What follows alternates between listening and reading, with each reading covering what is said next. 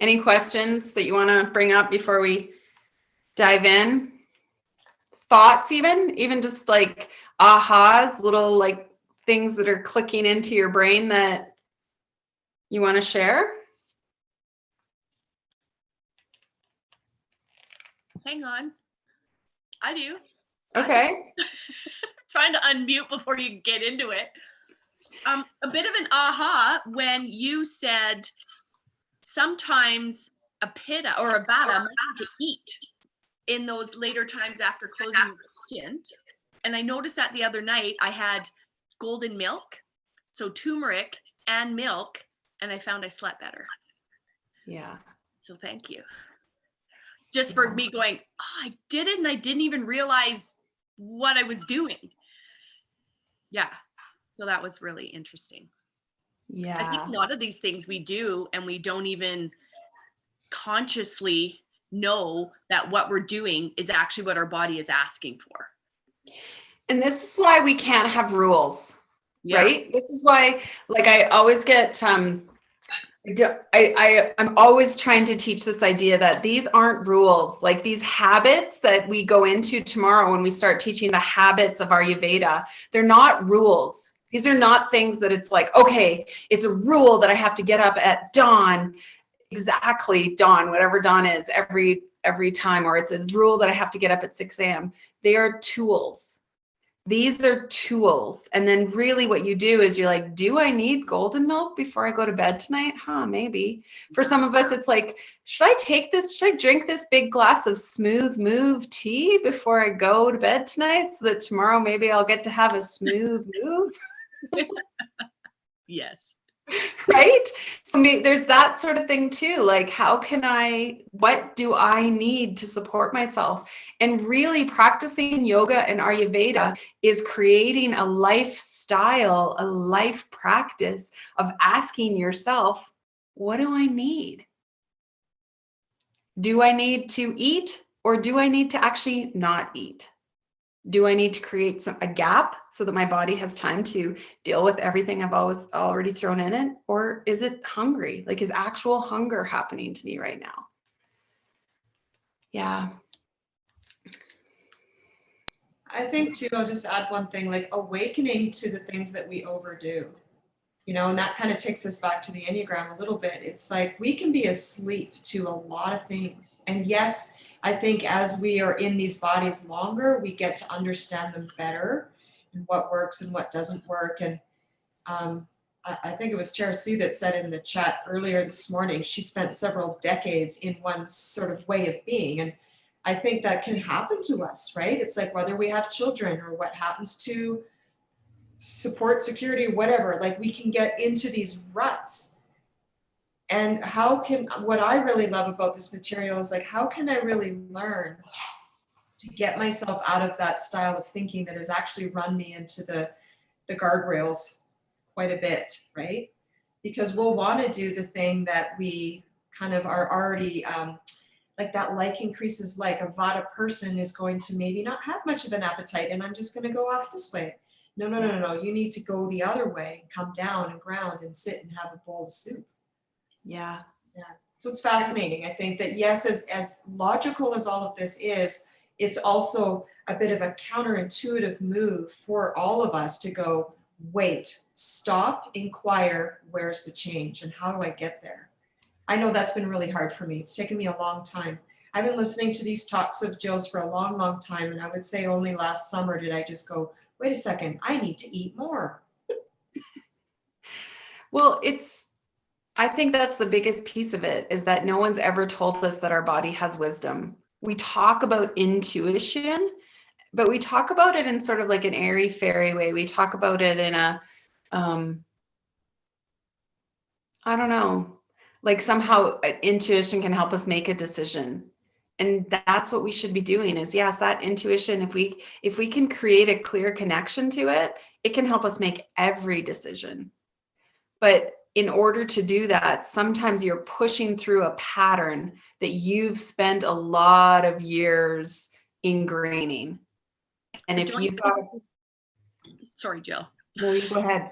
Do you think with intuition, society is sort of said that intuition is only for those gifted, and that a lot of us have shut that intuition off, whether it's been as a young child or later in life, because it's like, don't listen to your gut. You've got a wrong feeling. You're oversensitive. You're looking into things. And so it kind of gets muted a bit. Where now we're like, let's turn that back on. Let's use it to our benefit, because you're absolutely right. Our bodies know what we want. Well, and like, you're right. Like, if you've been programmed a certain way, or if Tara Sue said, like, I lived a certain way for a long time. If you walked into a room repeatedly as a kid and sensed that, you know, your parents were arguing or something, and you said, "What's wrong?" And your parents were like, nothing's wrong. You're just being sensitive. There's nothing's going on here. Nothing's wrong. Then you learned that whatever your sense was wrong. And I think so many times that happened to us as kids, even if it was something that was going on in school, where you would be, something was going on for you, and then the teacher would say, no, you need to sit down, or you need to, like, whatever the repetitive messages were that we received. A lot of times those repetitive messages taught us not to listen to intuition.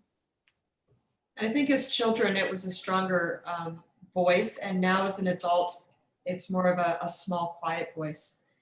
And how can we learn to cultivate that and listen to that and trust it? And practices of third eye wisdom center can be helpful to curate that again, because I do think as adults, it does get dimmer and quieter. Which is why we are coming to yoga, which is why we are coming to a practice that says your exercise, if we're going to call it that, you are going to go to a mat. You are going to tune out the outside world. You're not going to, you're going to tune inward, and you're going to move where your breath invites you to go. You're going to move in ways that your body enlivens. We are going to purposely put breath into your body. We are going to create a breath body practice where the whole purpose is to infuse prana into you. And in doing so, we want to burn away ama. We want to light the fire. So here's where we're going to light the fire of Pitta. We're going to light the fire of Pitta, and we're going to use that to transform and start to burn away that which we do not need, and develop that keen discernment, the viveka, that we require to be able to keep what we need and release what we don't. So not only do we need to release stuff that we don't need and like have a bowel movement every day, but we need to release whatever patterns, whatever beliefs, whatever we have that doesn't serve us well, and let that go every day. So yoga becomes our practice of tuning in, strengthening prana, lighting the fire, building our ojas. So all of a sudden we are practicing bringing our vata back to prana. So let's talk about Pitta. If Pitta is the dosha, Pitta is the vitiated, say your word again, Jody. Dosha is that which is faulty. The fault. So Pitta is the faultiness in your fire. It is where fault is happening, and I use the word vitiation, where it's off balance, where it's been messed up.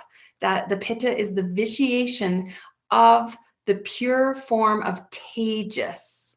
And tejas is intelligence. Tejas is passion. Tejas is that internal wisdom. Tejas is the flame of intelligence, the flame of your wisdom. And that is what we are cultivating when we cultivate Pitta. When we try and bring our Pitta back into balance, we bring it to Tejas. We bring it to the flame of pure intelligence is what Pitta gets to be. And it is that which digests. And I've talked about this numerous times now. It's not just what it digests food. It digests everything that we bring in our body. And it is this tejas. Think about how every cell in your body has intelligence, that every cell in your body, a lung cell knows that it's not going to grow on your big toe. It stays in your lung, and it knows what its job is in your lung. And a blood cell doesn't go stash itself into your eyeball. Or if it does, you get a little blood spot there. But you know what I mean? Like these cells in our bodies are smart. They all have a job to do. They all have like a function, and they know their function. They know their job. And Pitta, this fire of intelligence, helps all of these people have a job description. All of these pieces of intelligence in our body have such a specific and clear job description that they understand it. It becomes Pitta when the intelligence is knocked around and cells are doing things that they shouldn't be doing, and they're helping. Sometimes they've gone over there to help that cell over there because that cell needs some manpower, which is great. Our body is really good at adapting and helping each other out until it stopped doing its primary job because it's so busy. You know, in our culture, we have that saying, like, the shoemaker's kids have no shoes. That's the problem in our body. When the shoemaker cell in our shoes stops making shoes for itself, and it's over helping someone else so much that it's not paying attention to its own intelligence, we get out of balance. So Pitta cares. That tejas is what we are trying to come back to. The wisdom, the intelligence, the knowing that happens when we are not in Pitta. The word Agni is going to come up in Pitta as well. And Agni is fire, the fire of our digestion.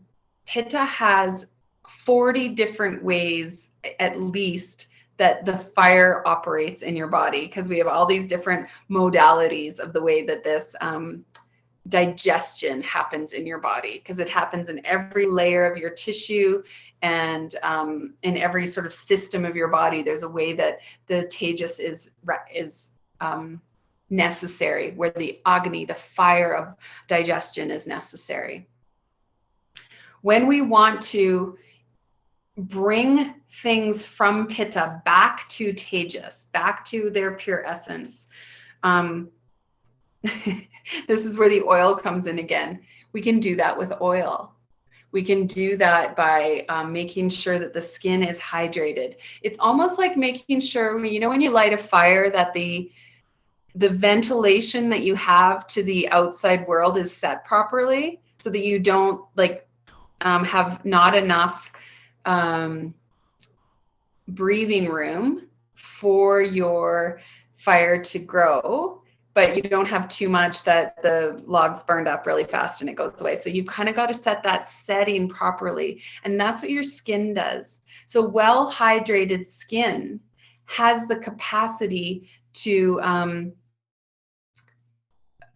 off gas, has the capacity to release heat, has the capacity to contain heat, has the capacity to have wisdom about when that heat just gets released out to the universe and when we need to keep that heat inside.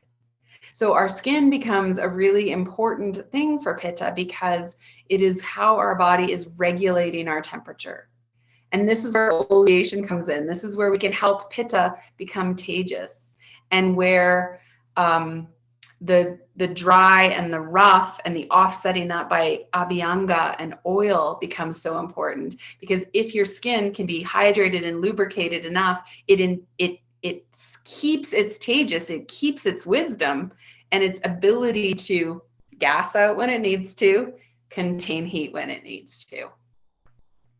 So we say that oiling is so essential to Vata, because it counteracts dry and rough, but it comes in and it supports Pitta as well, because it takes out the Yeah, it puts in the hydration. It puts in enough water. It's basically like putting a water bucket beside your fire so that you know that if a spark leaps out, that you can make sure that the water is able to douse the fire. So you can keep it the right size. Your oleation is like your fire extinguisher or water bucket. It is your protective protection of the fire. Your skin is your container that separates the fire in you from what's external. Did I say that enough ways that it made sense? Felt like I explained it about 5 different ways. So when prana comes in, when our vata, when our pure form of vata prana comes in, that is what helps mobilize our fire, which is why we need that prana so necessarily. Pitta is oily. It is sharp and penetrating, hot, light. It also is that fleshy smelling and spreading. These are the qualities. So when we notice these qualities arising, this is us noticing that the fire is out of whack somehow. We're noticing these things happening. So we balance by adding the opposites.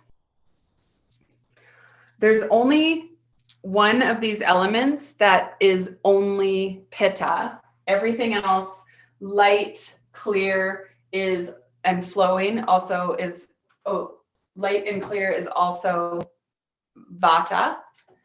Flowing is also kapha. So this hot is the quality that is pitta, and then this sharp penetrating is pitta, and the spreading, flushing, smelling is pitta. But the rest of these kind of sit in the continuum where you can see how pitta steals a few things from vata and it steals a few things from kapha. It is metabolic. It is the transformative quality in your body. It's what takes things in and changes it to something else. The regulation of heat, the ability to taste and have hunger and know when you want more and know when you've had enough. Pitta is the discernment for that. Know when you want more, know when you've had enough. That even, if you heard the saying, there's some people you can spend a lifetime with, some people you could spend a week with, some people it's an afternoon, some people it's 5 minutes. Your body knows when you've had enough of that person and when you want more of that person. It's more than food, it's everything. It's your discernment for everything. It's your complexion, the luster of your skin. So Pitta determines this as well. It's your happiness, it's your passion, it's your bravery, it's your ambition, it's your motivations. Anything around the waistband. So we're coming up higher now. The fire of Pitta is not the bowl of your pelvis. The bowl of your pelvis is Vata territory. Now we're coming up higher up. So above your belly button now is starting to be in the Pitta areas. Let's talk about those sites of Pitta, and let's talk about the stages of disease, and then we'll look at the subdoshas. So I want to, there's my piece of paper, good. So the 5 sort of areas that Pitta forms in the body, let's get rid of that. The first one is that idea of stomach and small intestines. So think of the food comes into the stomach and the stomach has to break down that food and then pass it to the small intestines. So anytime you have sort of pain, irritation, anything happen in those areas, that would be the primary spot of Pitta. It is also the liver and the gallbladder, the pancreas, the areas that help cleanse the body, that help produce the enzymes, that help pump bile into the stomach. Like they are the supporting organs that help move the waste through the body and help break it down and help the nutrients absorb into the body. So that stomach, intestines, and then the supporting organs tucked in right below the diaphragm, this is where Pitta happens. So if you're a person who gets heartburn, if you're the person who has like that stomach pain that's high up in the belly, that starts to be Pitta pain. Blood is the only Pitta tissue. So anytime there's any sort of blood disorder, if you go and you have blood work done and they say your white blood cell count or your red blood cell count, all of this has to do with Pitta. the color of your blood. You see this sometimes in your menses. You can see a difference in the color of your blood. If if you're jaundiced and your eyes have some yellow to them, there's different ways that your blood can show up. Sometimes you'll feel like, no, not sometimes. Once you start to feel discoloration in your blood that you can see through your skin, that's actually really dangerous. So if it gets to that point, that's not just like a little symptom. Your eyes are your Pitta sense organ. They are bringing in the world and seeing for you. If we talk about everything has wisdom, think also about your third eye, how it's that interpretation of the world for you. So when we say eyes, we're going to include third eye in that. And then the skin again, going back to that oleation, going back at the skin is like the barrier around the fire to make sure that the fire stays contained within this body. It is the safety net for the fire. So when Pitta signals start to happen in your body, they do accumulate around the abdomen. It can come with intense hunger. It can come with intense hunger for food, for people, for contact, for like all the things that we're feeling right now in terms of our hunger for the outside world. That is a Pitta desire building in us. We are having a desire for connection that we haven't experienced it before because we've never let ourselves get this hungry. We usually feed ourselves way more often than we have been in this COVID time. It also, you notice that there's an accumulation of Pitta when coloring goes off in things. And like I said, it can be blood. It can be when your urine is really, really deep and dark in color. It can be when your feces changes color and not because you ate beets. When it travels, then the liver gets involved. The liver stops being able to help support detoxification in the body as best. Your eyes might change. Like you might feel like your eyes are really dry. You might feel like your eyes are really itchy. You might feel like your eyes are, there might be some allergies. Allergy symptoms start to be coming up when Pitta things come up, because allergy symptoms can be things like itchiness and stickiness, changes in coloration, acid indigestion, heartburn, nausea, all those things that happen in that upper abdomen area are all part of the aggravation of Pitta. Temperature in the body unable to regulate. So you can see, like when we talked about, oh, my chart's gone. When we talked about the transition from Pitta time of life into Vata time of life, when the fire is like dying, but it's giving you hot flashes as you go.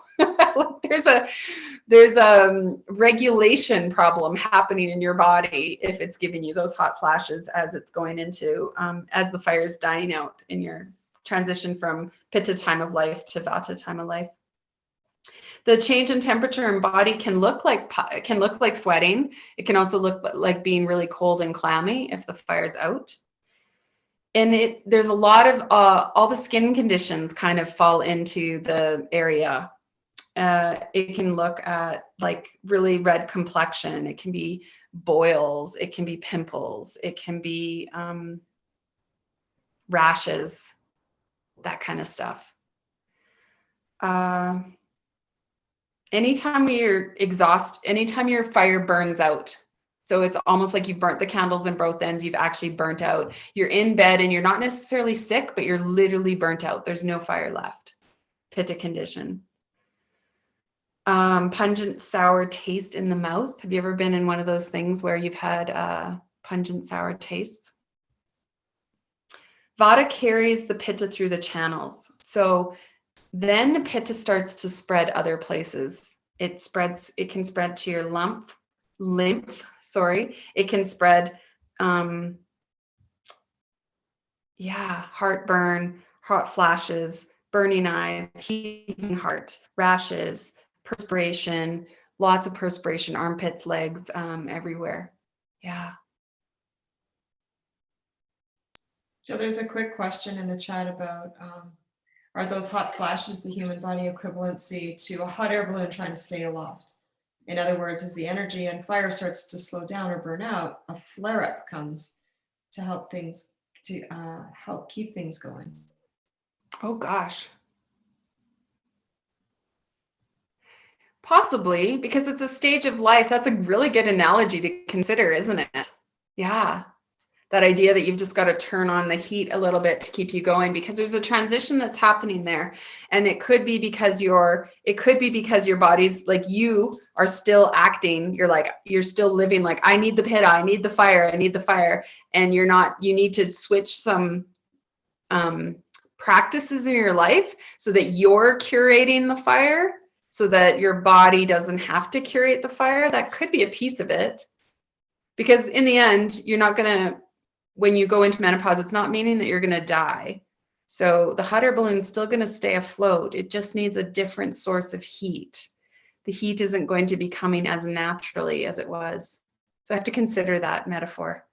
You know, I love metaphors. Yeah. In the body, there is no Agni without Pitta. There is no Pitta without Agni. Pitta is the container and Agni is the content. Pitta is the matter and Agni is the energy. So when we go to the sub-doshas of Pitta, I'm going to talk about those places that Pitta shows up in the body now. And I think the big things that are sort of the first two places that we talk about Pitta is we're going to be talking about the upper abdomen, kind of like these first two places here. And the first one I'm going to talk about is the one that's second here, the liver and the spleen. So the liver and the spleen, let's just say that they're the ones that are,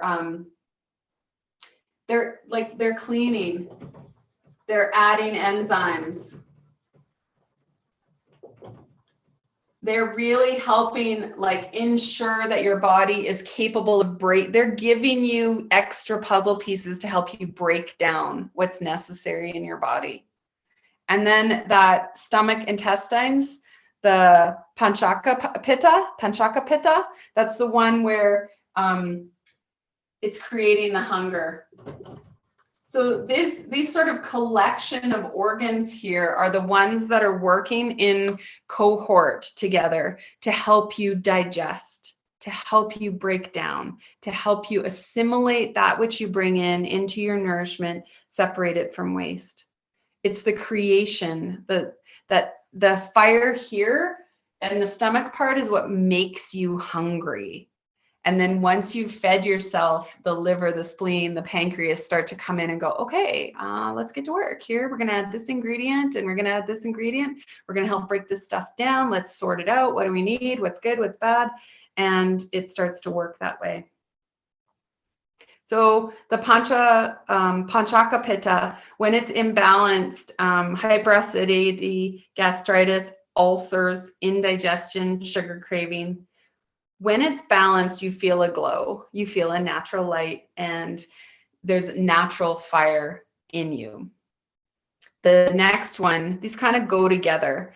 This one starts to have some, when the liver and the spleen get burnt out, when these secondary organs start to be overtaxed, overworked, then it says imbalances are anger, hate, and jealousy. Yeeks. Also shows up hepatitis, anemia, chronic fatigue syndrome, mononucleosis, gallstones can happen here, high cholesterol, any kind of liver disease, liver failure, liver problems, fatigue happens here.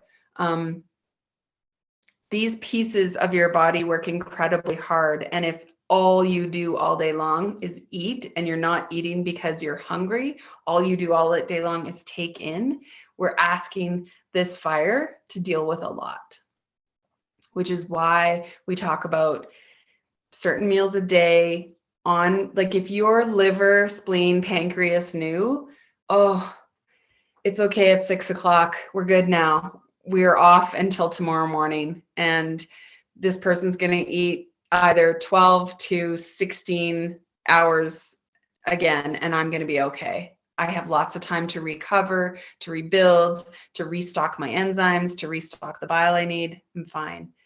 We tax our fire the way we eat. Even think about the way we feed our kids, the way we're always giving them a snack, always giving them a snack, always giving them a snack. The way we feed ourselves, how we're always going to just grab something quick on the go. We're asking a lot. And Ayurveda says, stop, just have 3 meals a day, have water in between your meals so that these essential fires can stay strong and stay capable of supporting you.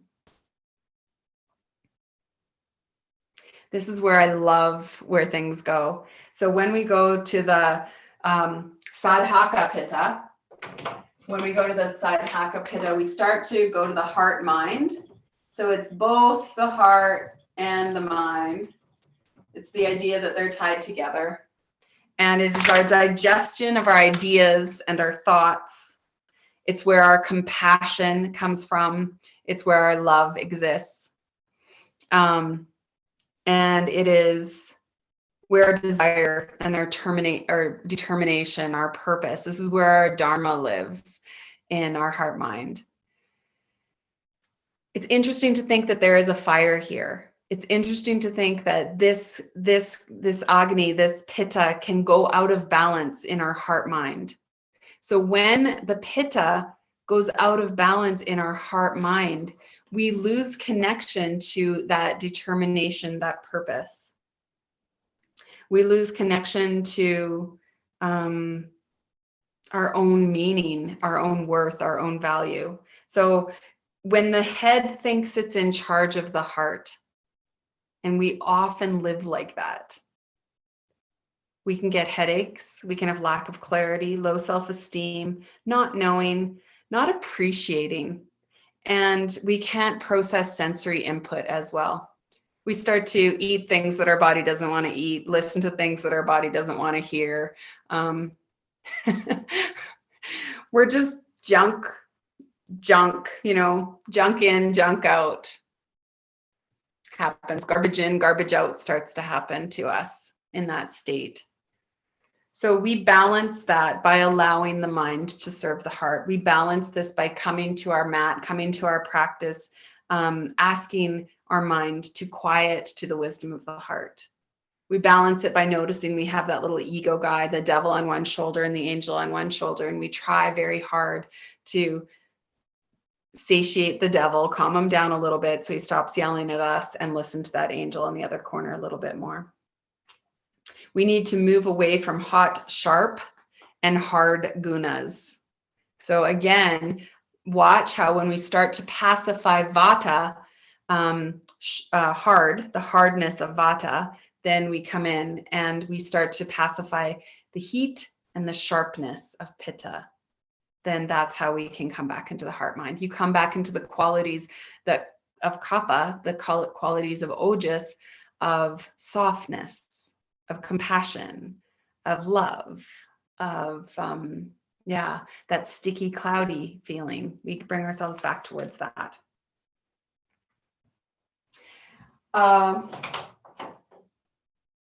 Alochaka Pitta is our eyes.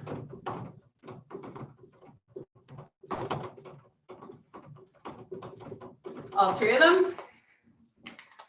And this is where we are absorbing and processing all the images that come in. This is where we get our clarity and our comprehension of the world. This is how we interpret the world around us. It's our perception. It's the emotions that bring tears. It is our inner wisdom. So you can see how it goes with this heart-mind piece a lot as well. Everything's working together here. It balances our truth.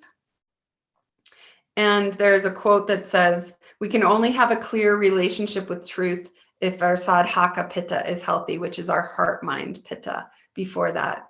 This one stops us. This one allows us to acknowledge that truth. We see the truth with the heart mind, and then this allows us to acknowledge the truth in our world around us. This one kind of says if you stop, you get imbalanced by this one. If you stop tears, If you keep emotions in and stuck inside of you and you don't let them flow in and out, you have to let your eyes react with that which it is consuming. Well, I think I've heard you say before that anything in Ayurveda that we stop, like if it's the downward or the outward or the tears, or if we try not to fart or we hold it in or a burp, like all of that is just not recommended. I've heard you say this. Yeah, exactly. And you should know that your body will give you a signal every time it's full. So these two Agnis here, the stomach and the liver spleen will, I don't know which one is the one that's actually in charge of it, but it will give you a burp. And the first burp of every meal is your stomach saying, thanks, that's enough. And if we were intelligent enough, we would first notice that happens with us every meal. And second, we'd stop eating. It'd be fantastic for us. When I had COVID and I lost my sense of smell and taste, I noticed that I had a more heightened sense of fullness, that I was able to realize, because we continue to eat because it's tasty, right? We continue to overeat because we can smell it and taste it. But I noticed that my stomach was giving me those warning signs and like, oh, interesting. I may have continued eating if I could taste this. Stuff like that's fascinating to me because I always think like, I wonder why COVID's here in our world right now. And I think there's got to be a big reason. And I think, well, maybe part of it's that it's going to teach us to not be so reliant on those nice stimuluses of it tastes good and I'm going to keep eating because it smells good and it's going to make us listen to that. Or it's cutting us off from people so that we appreciate people and we start filling our lives again with that which we miss, not just the busyness of what we filled our life with, but we're going to fill our lives more purposefully once we're allowed to come back to it. Yeah. It's like, there's got to be a lesson here. There has to be. The world doesn't operate randomly.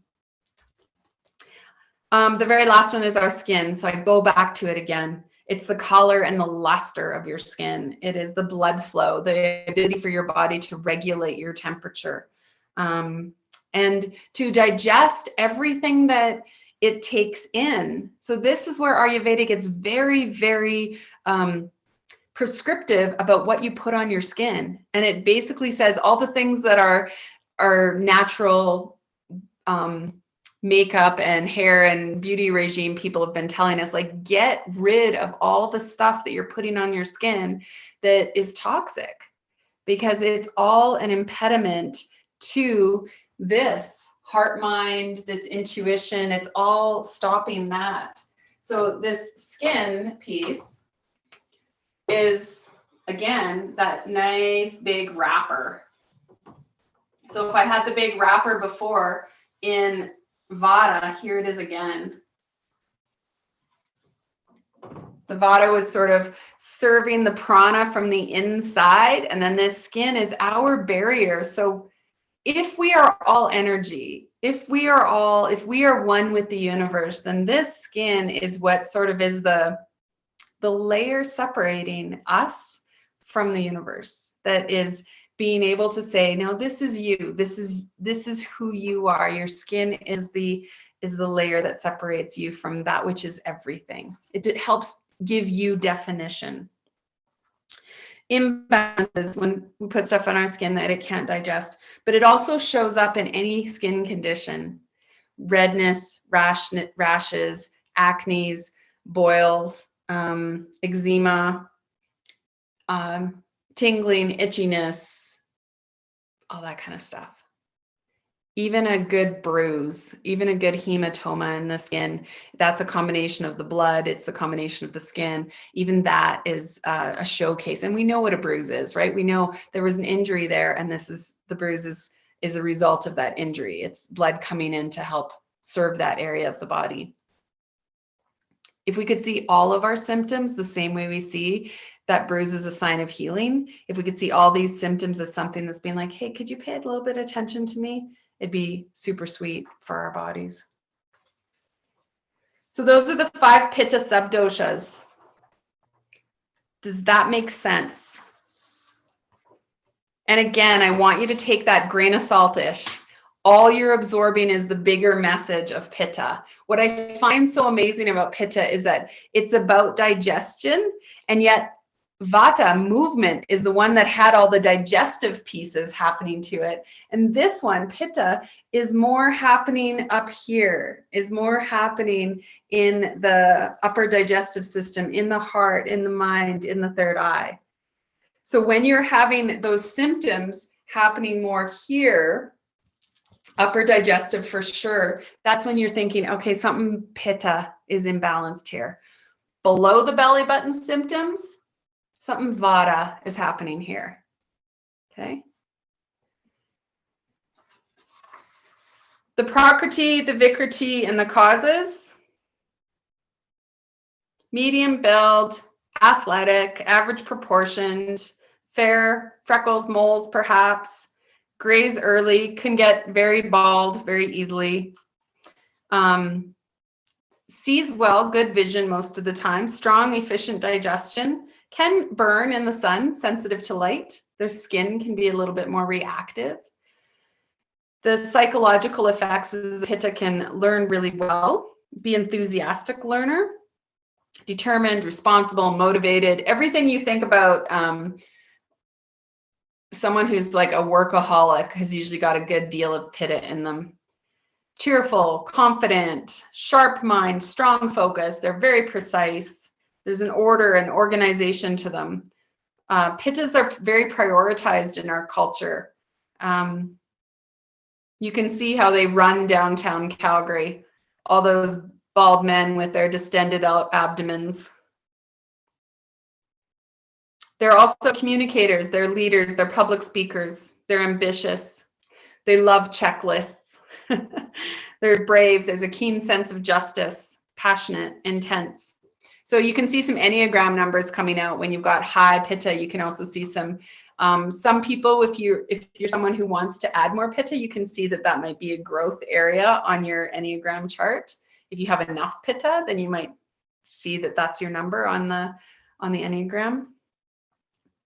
Pitta Vikriti, so this is when it starts to be off balance. These are the things that show up when it's no longer tejas. It's no longer just your innate constitution. It's no longer just the fire of intelligence in you. Loose stool, skin problems, yellow coloration. You burn through your food without absorbing the nutrients. So a Pitta person could be someone who's anemic. Like they're eating, they're consuming, but their body's not drawing the iron out of the food that it needs. And that starts to be a blood condition too. Excess thirst, excess hunger, excess heat in the body. They can get fevers more easily. Inflammation. It is a Pitta. I've got a spelling thing happening in there. I'm gonna have to look. Inflammation is huge, and it's a big problem in our culture and our system. If we can reduce inflammation in the body, we can get rid of so much Pitta imbalance. So that inflammation is clouding us from that heart-mind connection, from that third eye connection. That inflammation can get stuck in us, and this is where we can soothe with food and nourishment. And this is where Eileen's Ayurvedic chef principles can sweep in and really help support the Pitta, helping reduce inflammation in the body. This is why turmeric is such a key herb for Ayurveda, is because it's such a good anti-inflammatory in the system. Eczema, rashes, acne, acid indigestion, and then anytime the eyes have a disorder. Psychological, strong self-judgment, can be towards self, but other people won't know the difference. Other people will see that judgment as coming towards them, even if your intention is to only direct it towards yourself. You might not even know that that's your intention, but Pittas tend to be very self-critical, and other people feel it as criticism towards them. Mood swings, anger, frustration, irritability. Like anytime you feel like your fingernails are going to extend from the arms of your fingers, there's some Pitta there. Can come up as jealousy, but that can also be kapha, because kaphas can be jealous because that's love and compassion. It kind of depends on what you're jealous of. If you want their money and their car, then that's a pitta one. If you really, really love the soft, wonderful feel of their family, then that's a kapha, jealousy. Impatience, argumentative, obsessive, and then it gets to a point where you're not even interested anymore. That's the burnout piece that comes, the mental exhaustion.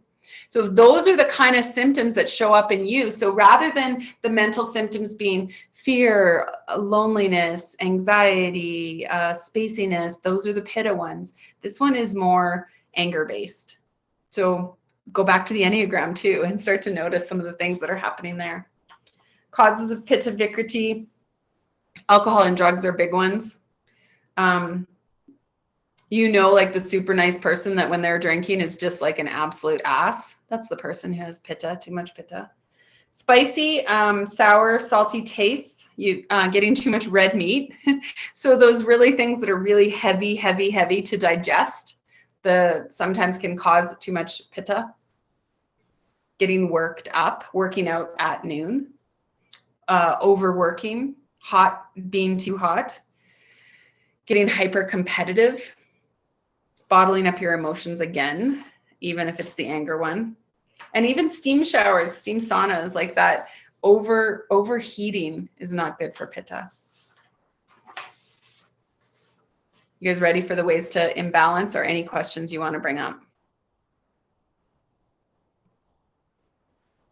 Okay. So if the qualities of pitta are those ones of hot, oily, sharp, penetrating, fluid, light, spreading, fleshy smelling, balance with the opposites. So when we start thinking, how do we cool a pitta down? How do we get off this competitive thing? Like, we're not going to do anything that's competitive. We want to add some softness to a pitta. They've got a lot of hard, a lot of real direct things happening. They need to be balanced with play.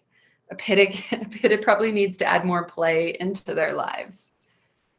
They need to create space. They need to aerate. So it's like the poses that you might give pitta would be like 5-pointed star or warrior 2, where the armpits are getting vented and the groin area is getting vented, where you're creating lots of space around the abdomen to stretch out. Just think of those wide poses where there's lots of ventilation being allowed to happen in the body. Even legs up the wall with the legs open wide, wide-legged seated forward folds, all those sorts of things start to allow the aeration of pitta. You want it to be relaxing. You want it to be soothing, quieting perhaps, and an idea that they can surrender. Pittas find it hard to let go of their to-do list. So that surrender idea, a practice of surrender. Could you add some sort of practice where there's a certain part of your day that you surrender to the day? This is when Shara would be talking about how like turning off at the end of the day is hard. Yes, and it may need to be curated and cultivated with lots of intention. Yeah. Like we were talking about in the Enneagram, it's almost like if you knew you had a high population of pitta in your class, you might take them there first. You might take them with some challenging, fiery, intense postures just to kind of keep them a bit, or to keep them in their wheelhouse. Mm-hmm. And then kind of hit them later on in class with the pacifying of the pitta, and you watch them melt, right? Yeah, but you can't take them there directly because they feel like they are like a pitta finds it really hard to go to like a restorative class. Sometimes if they've got their head wrapped around the idea they're going to go to a restorative class, they can. But the idea of just going for the point of doing nothing kills them. This is my favorite story of that, is that I used to teach at the ranch house, and I would just at Christmas time, I'd haul like 10 bolsters and 10 blankets and teach a restorative class to everyone who came as like a treat. and we would do all these really relaxing, easy poses. And one day a lady in one of those classes called me over, and I was like, yes. Everyone else was kind of in this quiet pose, and what do you need? She's like, are we going to do this all class? And I said, yeah. Okay, I don't have time for this. And she packed up and left because she didn't have time to relax, which is hilarious because she'd given herself between 9 a.m. and 10 a.m. to come to the class. So clearly she had time, but she didn't have capacity in her body to allow the rest to happen. That's a key Pitta issue, is that they don't have time for this nonsense. Just come with prescriptions, like somebody has told them to come and do restorative or come and do yin. Yeah. And they'll think that because they are in the mind where they are competitive and they want to get ahead, it's like, okay, if I do this, it's going to make me better and more efficient and have more capacity. So it's like, yeah, I don't really do this, but I was told I should. That's often how you see Pittas come through the door to a yin class. And if you can get them, if you can actually, like, if they can understand that, oh, whoa, hang on, I just found something there, that if I relax, then I have more power when I'm done, then you've got them, because that's what a Pitta needs to learn. If they let the surrender happen, then when they get back up to go again, they're not going to burn out. There's a recharge that happens that's necessary in that Pitta. So in the diet, it's cooling foods. And this is where we are going to be, I don't know, we might not need a lot of this in our culture. Unless you've got a lot of Pitta, we might find that we don't need a ton of this. Cooling foods, avocados, cilantro, cucumbers, mint. To me, this feels like a salad on a hot summer day. Colder raw foods are permitted in small quantities, raw. Avoid hot, spicy food. Eat local, seasonal again. Avoid alcohol and drugs again. Take turmeric religiously in your foods and as you cook. Add the sweet and bitter and astringent elements. Those are the foods of spring. So those are the foods that help cleanse the system, help get rid of, cool the fire. They are the foods that go through when you're doing any sort of cleanse, any sort of reset, detox. So the Pitta type then can do a fast, can do a cleanse, can do a reset. Avoid getting hangry. So you have to have set meals, because if you don't, you're just the fire's gonna be burning with no fuel on it, and it's gonna be mad. 3 regular, set, nourishing meals, and stay hydrated so that the fire doesn't get too big. The lifestyle choices. This is where, if any of you saw Facebook today and you saw Tracy's poem that she planted, it was like, eat this food only in the moonlight. And this is the kind of prescription for Pitta: moon bathing, swimming, being in nature, learning to play fair, not doing competitive things, allowing your core values to lead before your competition. Practice non-judgment, self and others. Take cool down vacations, go skiing, visit the penguins, go where there's lots of water and ice. Pittas can handle coming up to Canada. And honestly, when we lived in Texas, people were always booking their Rocky Mountain holidays to come to Canada. They're like, we're going to escape this heat and go up to your summers up in Canada where it's nice. It's nice and cool. It's true. How many of us have gone camping in July in the Rocky Mountains and had to take your winter coat? Because you know that you'll need that winter coat around 10 o'clock at night around the campfire. Appropriate career. You have to ensure you're not in a ladder climbing, strive. You have to have more than the strive, because if the strive is the only thing, if the ladder climbing is the only thing that becomes important, you lose that connection to core value, to heart mind, because you can really easily get competitive and just ladder climb. I think, Teresi, your career choice change probably had a lot to do with that. Take time out, play, have fun, laugh, and let go of intensity. So those would be the lifestyle kind of diet things. When we are teaching Pitta, when we are teaching to reducing Pitta, when we're trying to teach to Tejas, trying to bring people into that innate intelligence. Think about all the ways you can reference coming into your own intelligence. Start talking like that. Start bringing people out of that external world, goal-oriented place, and bring them into where the intelligence sits in you. This is how you speak to Tejas. You need to be assertive and you need to hold attention, because if you are wishy-washy at all, a Pitta person's going to go, this is a waste of my time.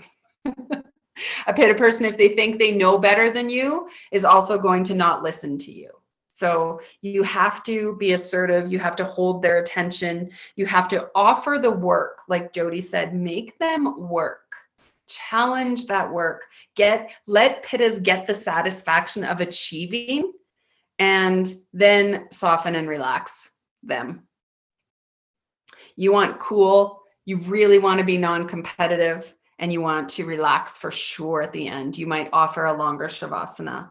You could encourage eyes closed. You could encourage downward gaze to give the eyes an ability to rest, to give the eyes an ability to go inward.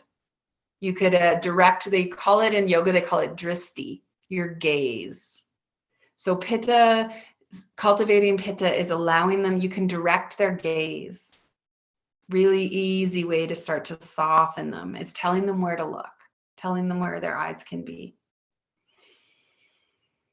Any kind of ways you get into their intuitive self, any kind of intuitive practice, you might be giving them a song to listen to, giving them a poem to listen to, giving them some way to come into that intuitive self. Avoid creating too much heat. So this is where we might turn the heat down in a hot yoga class. Do moon salutations. So we'll give you the difference between a sun salutation and a moon salutation when we start practicing. Do twists, anything that starts to accompany that middle section of the belly. Straight legs, forward folds, wide open kind of venting kind of poses are really good. Balancing poses are good for Pitta. And then anything that induces the parasympathetic nervous system, anything that you perceive pulls them out of a stress response, pulls them out of reaction, and brings them in. You can tell you're in parasympathetic nervous system when your prana is deep and flowing. So when breath becomes deep and flowing, you've allowed yourself to drop into parasympathetic. So if you're leading a class where you want to do that, really focus on allowing them to come into their breath. Find that Tejas through connection to breath. Cooling Shavasana.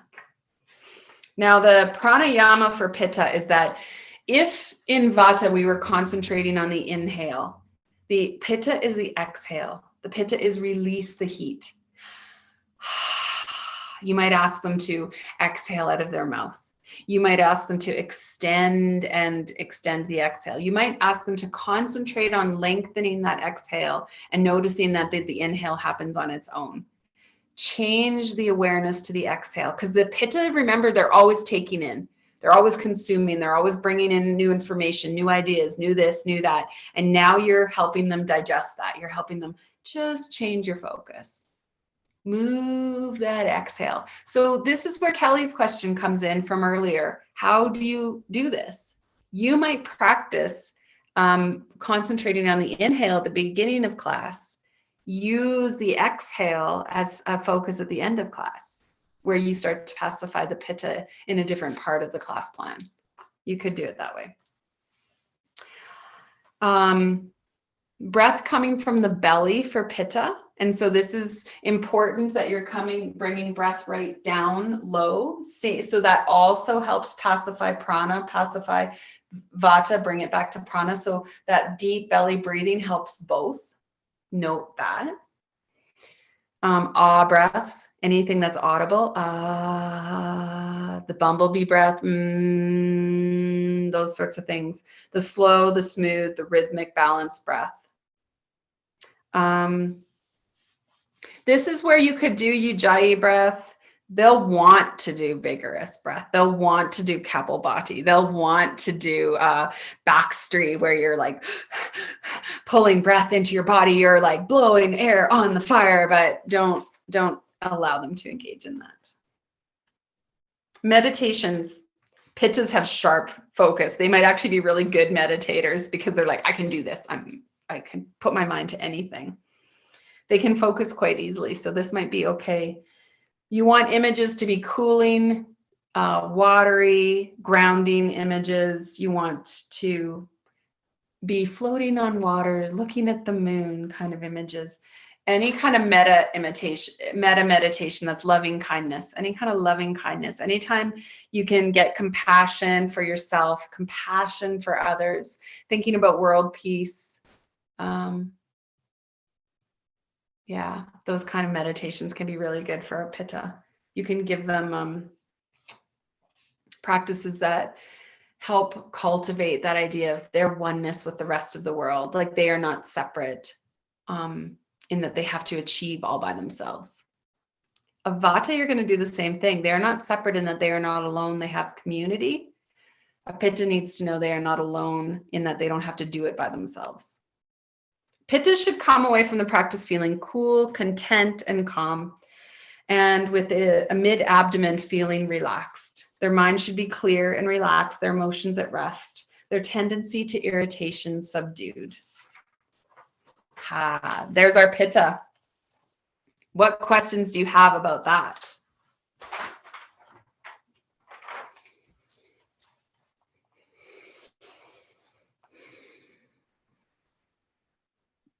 I asked my questions in the chat, so Jody already answered them for me. So I'll let somebody else take the stage here.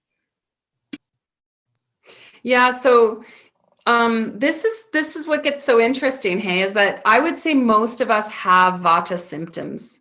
Most all of us have a need to pacify Vata. If you are a Pitta constitution, just watch if you need to, just watch the heat thing. That's the biggest thing.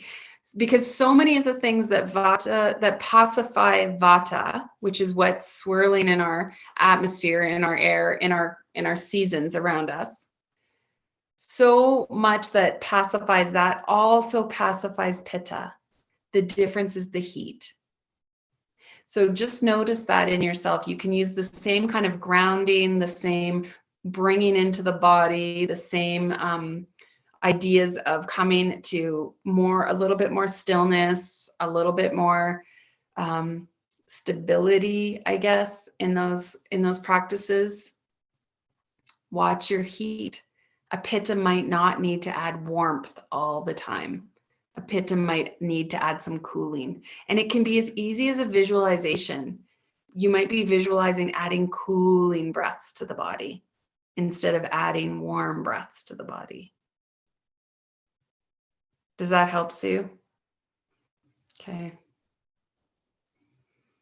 The use of sauna for the need of hydration, but not the heat.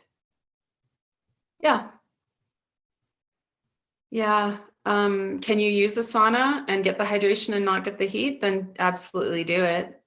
And it's okay. Like a Pitta can go into a sauna, especially where we live, especially in the winter. There's hardly anyone that it's not bad to use it. Everything is medicine until it's too much. So if you start using it and you find that symptoms are aggravated and that your Pitta is aggravated, then stop using it. But until that point, go right ahead. Because if you're warm, but it's okay to be warm, and you could keep warming, you can keep warming yourself until you find that it's too much, it's too hot. It might mean that you're only going to go into the sauna for a shorter amount of time, maybe. Or maybe you're going to use it only once a week instead of 3 times a week. Like those are the kind of modifications we'd make in hot yoga. If you embarked on a 30-day challenge, you might be like, okay, I'm not going to go to 30 hot, humid yoga classes. My body can handle 1 a week. And then I'm going to do 1 that's room temperature or a couple that are room temperature. And then I'm going to try and do 1 restorative a week or something. Like you would modify so that you didn't let your practice aggravate you. Mm-hmm.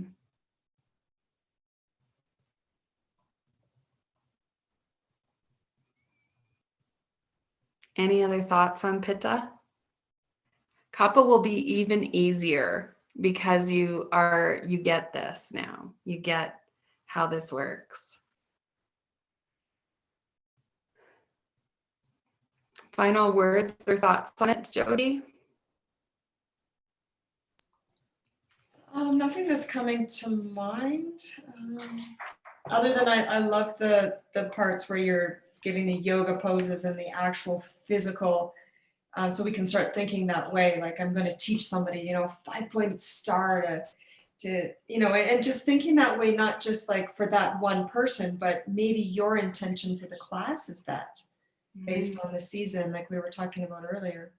I just think it's such a brilliant way to approach yoga. And I love it. I love the way everything is starting to weave in together, and it's just giving us more depth to ways that we would instruct people and options for us as teachers of how we want to guide people.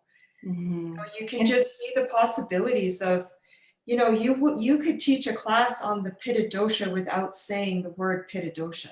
Yes. A lot of times when you get in front of people, you'll get in front of the general public. If you start saying things like, the Apanavayu and the Pitta dosha, like most people are just going to be like, what the? But you can still use language like, okay, everyone is feeling a collective warmth in here. Let's all take an exhale out through the mouth to bring the cooling, right? And we can not dumb it down, but you guys will have this wisdom to be able to teach it at a really, like you could teach this to children and they would understand it just as much as we would without having to use sort of all this terminology that Jill's using. It's accessible, I think. Well, and you can even, like, I'm trying to think of a world event that would, like a world event that would increase Pitta would be like if there was, I don't know, I'm thinking like of a volcano erupted. Yeah. Oh yeah. A volcano. There's some Pitta. Yeah. Like a volcano erupted, but I'm thinking even things that make us angry too. Right. So things where you can feel like the whole community just gets angry, and it could be like a community event has just happened and there's a lot of anger happening in the community. You might be like, I'm going to teach a Pitta pacifying class today. I'm going to speak to compassion. I'm going to speak to non-judgment. I'm going to speak to cooling ourselves. I'm going to speak to coming out of that intensity and coming back down where there's love and there's compassion. I would suggest we're actually there right now as a collective. I do think there's a lot of that right now, isn't there? I think about times where there's, like a government announcement that is like not what we wanted to hear can have some communal expression. Or I think, I don't know, times when there's like a school shooting where there's a world event that it doesn't make any sense and it makes us angry. And when you feel that anger reaction coming up, that is when you feel the daggers start to come out, that's when you can speak to this. I remember, go ahead, Jody.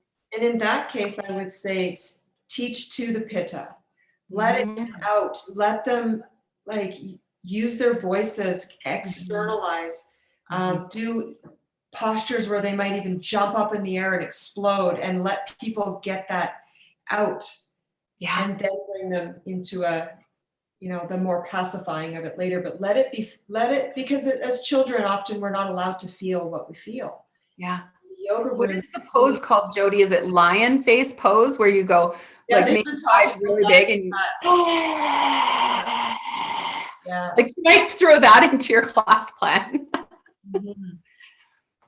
Yeah. But yes, there's times that you might want to speak to it. You might want to actually say, we're going to get this out today. One of my personal experiences around that was just having a moment where I was really angry and having to come back and do a hard, heavy practice and then stand there at my own practice and go, nope, still angry, press play on my on my thing again and do it again, do the practice again until I could digest the emotion, digest the anger. So I use this Pitta pacifying in my own practice, possibly more than I use it communally. Yeah.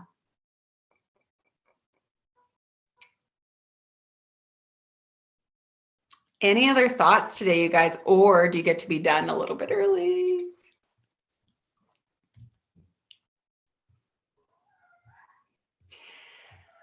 All right, feel free. Tomorrow we will do kappa, and then our last hour together, we're going to talk about the different Body Thrive 10 habits and how you're going to start to integrate these ideas. So the homework points until now, the different homeworks are really just like, what did you take away from this? You could jot your homework down right now, and it would probably be pretty good in terms of what you took away, what you notice in your own qualities. The very most important homework one is going to be the last one, where you actually allow yourself to start playing in the Body Thrive habits, the Ayurvedic habits, and seeing which ones support you the best, seeing which ones help you pacify your dosha to come back to your pure essence. So here's like, think about that pure essence that Jody talked about in Enneagram. Think about what Jody talked about when you grow into health, or when there's that disintegration or the disconnection from essence.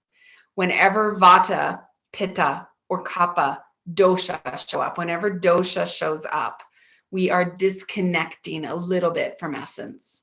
So our whole goal then is to, what practices can we practice to help bring us back to essence, connect us back to essence?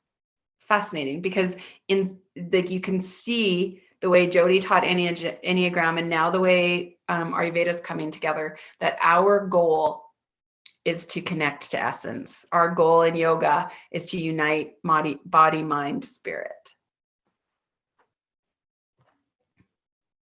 So good. Thank you for coming.